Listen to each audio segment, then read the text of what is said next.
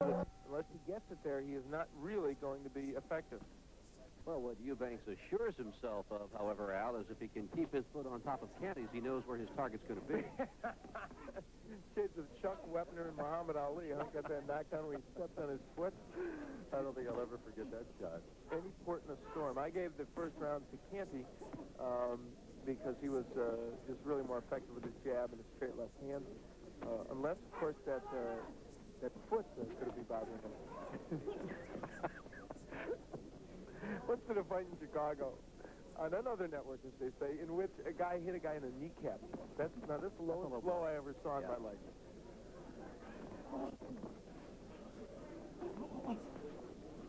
Yeah, rarely do you see a laceration of the ankle. It's not very common.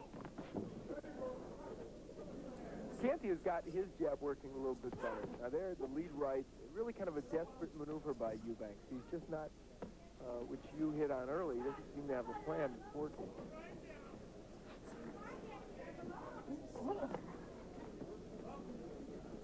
Now, what is somewhat surprising is Canty is pretty much outstanding right in front of Eubank.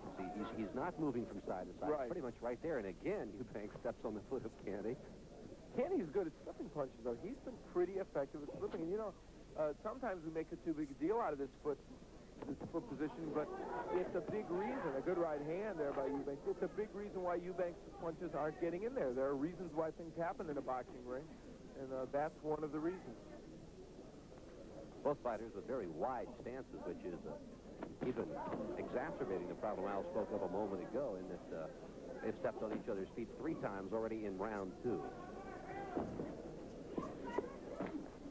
Here's that straight right by Eubank, and he's pinning all his hopes still on landing that one punch. And I think the guys that do that against the southpaw, feeling that the right hand is open, are making a big mistake.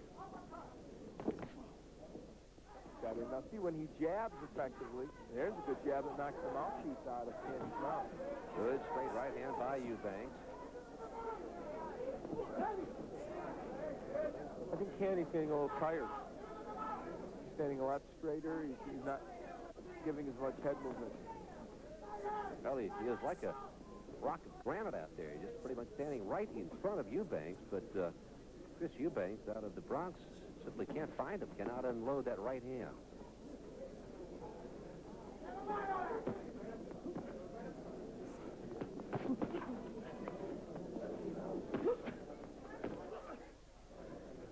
They're winding down now in round 2 of the scheduled 4-rounder.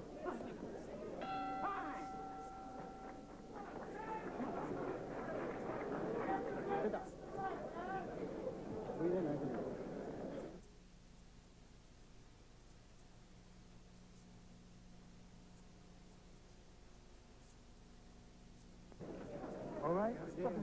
We look into the corner of Canty, and they've got some very explicit instructions for him in there. A look at where the mouthpiece of Canty came out. A good straight jab by Eubank, right on the jaw. And we mentioned some possibility of tiring in Canty's part. And, I think we saw evidence of that there. Fighters ought to wear safety chains on those mouthpieces. I gave the second round to Eubanks, and I've got it even at 19 and 90. Is the moon full or what tonight? So what's it doing? Canty in the black trunks. We are in round 3. Eubanks in gold.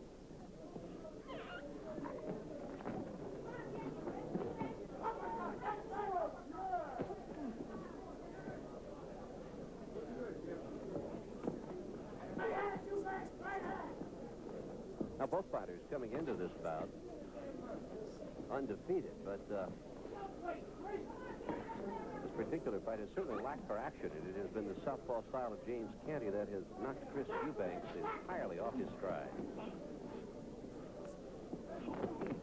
Now there, a couple of jabs by Eubanks and then the straight right. That's a good idea, and that's what Lenny DeJesus has been calling for. Now, we're not Canty boxing effectively. Look out, let him know you're home. There you go.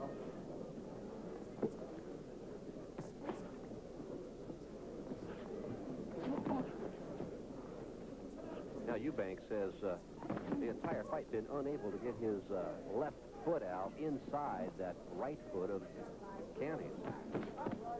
Well, yeah, he wants it outside, but, I mean, he has not been able to get it there. Exactly. Yeah, he has not been able to get it to where he can then throw that double left hook to the body and the head, but he doesn't seem to want to do it. There you saw it again, the left foot of Eubank on the inside of the right foot of Canty, and he can't operate from that posture against the southpaw. You just can't. It's hard.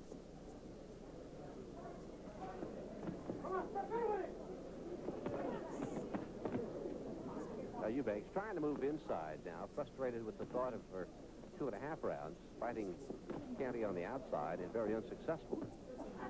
Part of it, though, is Canty hasn't taken advantage of all this very much. He's landed some shots here and there, but there's a good right hook by Canty, but he has not really taken advantage as much as he should.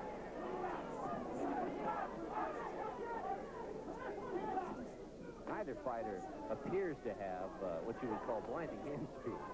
No, I think we can safely say that. And Canty delivers his punches in kind of an awkward fashion. Doesn't get his body into them, so those combinations he's throwing really lack steam. We're in round 3. This one's scheduled for 4 in a field of